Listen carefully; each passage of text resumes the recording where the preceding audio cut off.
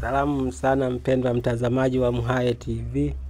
Karibu tena katika kipindi chetu cha mkate wa leo.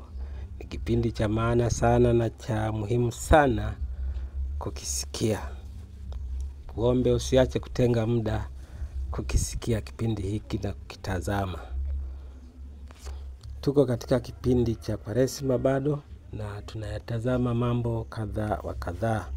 Tuko katika jambo la kuomba. Sasa tuko katika jambo la kuomba, na kipindi kilichopita tumeona watu wanaoomba vibaya hao hawapati thawabu. Sasa tuangalie watu wanaoomba vizuri wanavyopata thawabu. Mathayo sura ya 6 mstari kuanzia wa 5.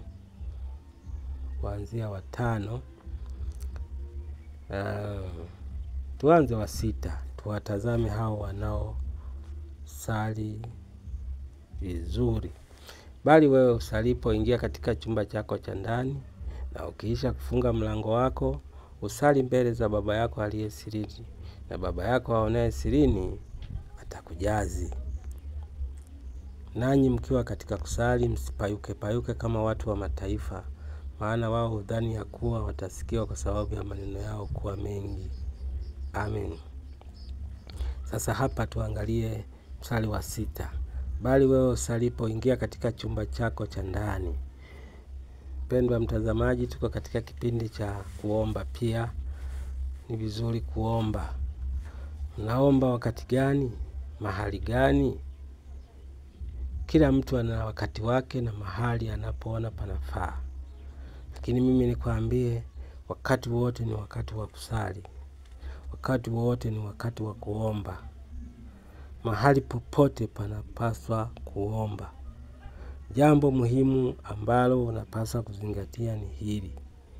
Yesu anasema, bali wewe usalipo, ingia katika chumba chako cha ndani. Chumba chako cha ndani. Ingia katika chumba chako na cha ndani, na ukiisha kufunga mlango wako, usali mbele za Baba yako aliye sirini, na Baba yako aonaye sirini atakujazi. Maana yake, ingia katika chumba chako cha ndani. Chumba cha ndani hapa inaweza kuwa nyumbani kwako, inaweza kuwa umeenda hotelini, au mahali pengine ambapo usipoonekana na mtu. Mahali ambapo mtu hakuoni unaposali, ila Baba yako aliye sirini tu ndiye anayekuona ukisali.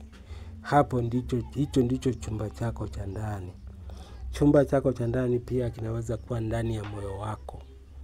Ndani ya moyo wako ni chumba pekee cha ndani ambacho hakuna mwanadamu anaweza kuona. Ni wewe na Mungu wawili peke yenu. Kwa nini? Kwa sababu unaweza ukawa unafanya kazi huku unasali. Watu wengi tu unaendelea na kazi yako na huku unasali katika chumba chako cha ndani, yaani moyoni mwako. Kwa hiyo kusali bila kuonekana ni jambo linalokuletea thawabu. Kwa hiyo ukisali kujionyesha kama tulivyoona katika kipindi kilichopita, hutapata thawabu. Lakini hapa Yesu anasema kama uko nyumbani, basi ingia katika chumba chako cha ndani ambacho watoto hawapo, wala mkeo hayupo, au mumeo hayupo, au yeyote hayupo. Ingia kule, jifungie milango wako na madirisha yako, sali mbele za Baba yako aliye sirini, na Baba yako aonaye sirini hapo atakujazi. Maana yake atakupa thawabu, atakupa haja za moyo wako. Kwa nini watu wengi hawapati haja za mioyo yao? Ni kwa kuwa wanaomba kujionyesha kwa watu. Wanaomba ili watu waone kwamba wanaomba. Kwa kufanya hivyo hutapata thawabu wa Mungu. Lakini ukisali Baba yako na wewe wawili, utapewa haki yako, utapewa haja za moyo wako. Mungu wa mbinguni akubariki na akusaidie. Mungu wa mbinguni akubariki na akusaidie. Haya ninayokuambia ni muhimu sana, yazingatie, yatakusaidia. Yatakusaidia kwa nini?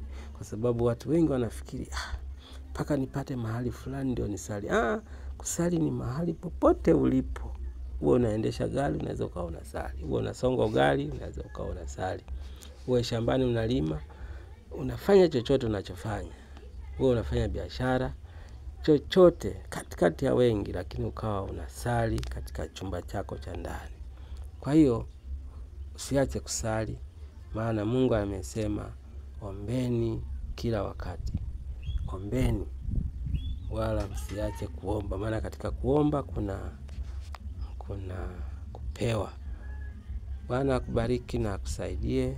Takie kila laheri na mfungo mwema. Amen.